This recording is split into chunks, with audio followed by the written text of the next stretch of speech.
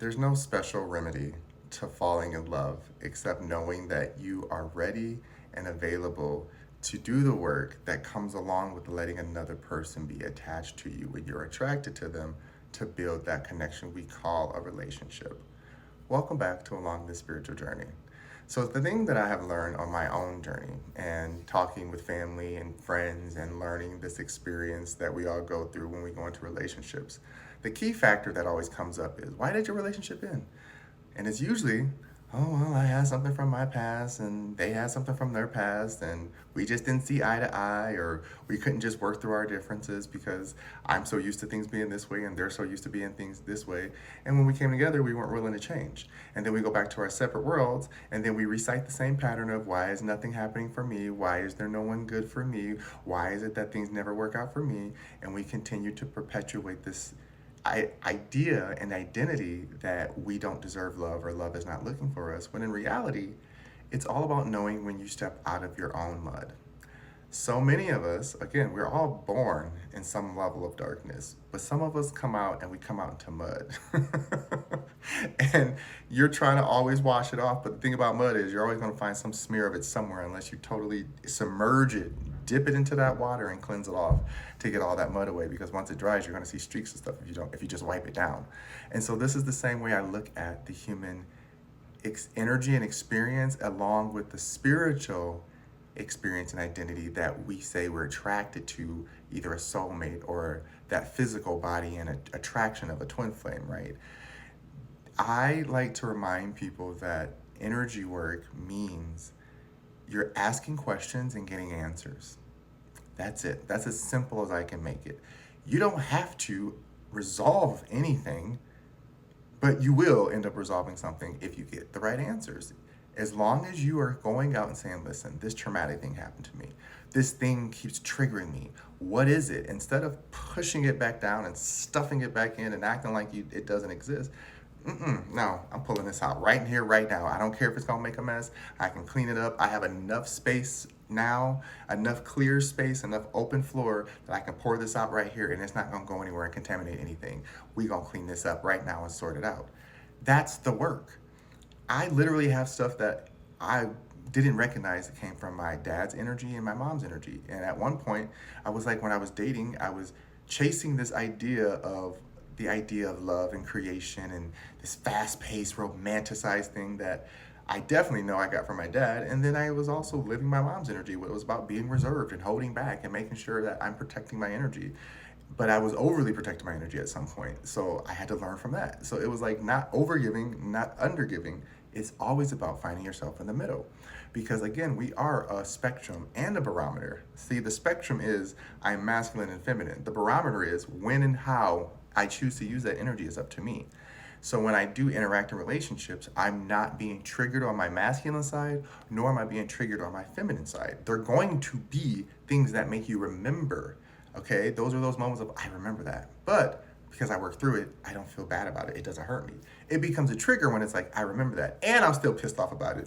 And I'm not forgiving. And now I'm going to take that old thing from the past and apply it to all my new stuff. Because I was really hurt. And I remember how hurt it hurt me. So now I'm going to make sure I remember how much it hurt me again and keep applying it to every new situation. That's what we keep doing in relationships. And then we pour all of that onto someone and expect them to carry it.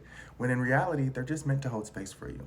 Which looks like, even though you're falling apart, even if you're being irrational, even if you seem like you're not on your best day, I am not going to discard you or abandon you because I don't see you as perfect right now. It doesn't matter if your partner sees you as perfect in every moment, because that's what we do when we meet each other. We try to be perfect. We try to act like we have no issues. But those issues are always going to arise, right? Somebody said it before, one of the tarot readers I watch, Butch Tarot, and he's like, it's like a baby elephant in the room.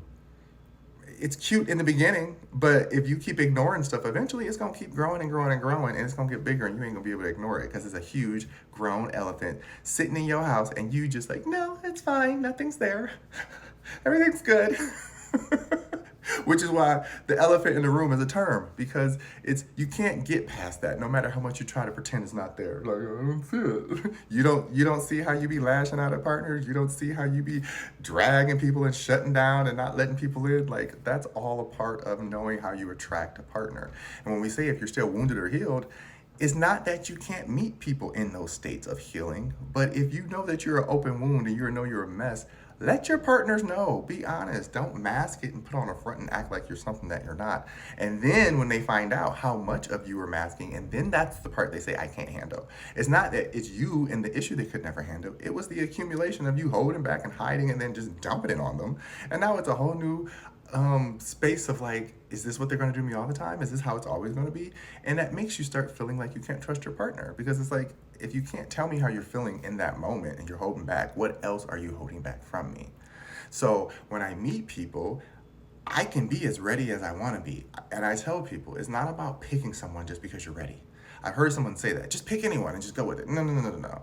That's how you end up in transactional relationships, because yes, you might be ready, but you just pick someone that you don't know and you're not attracted to, or you're not emotionally open or drawn to. You just have this person sitting next to you and you guys are just a transaction.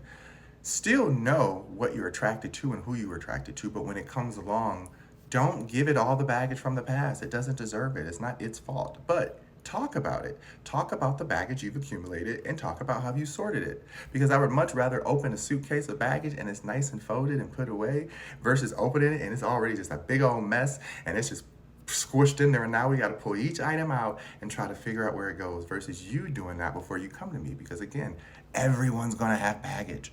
It ain't going nowhere. Baggage is not a bad thing, but how you organize it, it can become a little bit hectic, and that's what again makes the pressure of meeting someone and dating them so hard. I've seen many friends do this where they picked on me for not like settling down right away, but I also noticed how they picked people, jumped in right away, and then they found out about their partner as they went along, but it made it a lot harder versus just getting to know them in the beginning, having that bit of slow burn just for a minute, and then learning each other, and then agreeing to say, yes, this is who I want to introduce into my life. So that's what I mean by there's no special remedy. You just have to know that you are ready and prepared, and when they come along, you do the motions that you're supposed to do to keep everything balanced and cohesive in a teammate, team player type of exchange. It has to be reciprocal. When it's not reciprocal, which is what people are talking about, is when one person not only takes on the emotional, then they take on the physical, and they take on the financial. That's a lot for one human being, right? Even if you took one out, take the financial out, just physical and emotional. If you're taking on all of your family stuff, all of your work stuff, everybody around you, you're taking it on, and then you're trying to process a relationship, that's a lot on anyone, especially if you've never dealt with your actual emotions about what you need, deserve, desire, and then you're going to try to meet someone based on lust only. And yeah, you might get your skeet, skeet, bang, bang in, but afterwards you're like looking at this person like, why are they here? I don't even really like them. They don't even have anything interesting to say. I am not emotionally attracted to them, right? You were physically attracted to them, and then you jumped into a relationship and gave it a title. Don't do that. You can, but it's going to be a lot harder. I want to take that back. I want to say you can't do that. It will work. You just got to do a lot more work in it. And for me, I like to do the work on the outside, make sure the structure is built solid, and then I will go in with my partner and we can be fine. And if there's some renovations to do while we're inside, swimming around in our little womb, then we can patch it. But what you don't want to do is just be in a womb and you never check the outside. So then you go out and you realize this whole time this womb had no protection. So anybody can come along and pop it like a balloon. And that's why most people, when they go rushing in and falling in love, it hurts. Grow in love. Take on that moment that you recognize you have space to let that person bring their baggage in. But before they walk through that door, you make sure they organize that shit first. I wish you the best. Besos.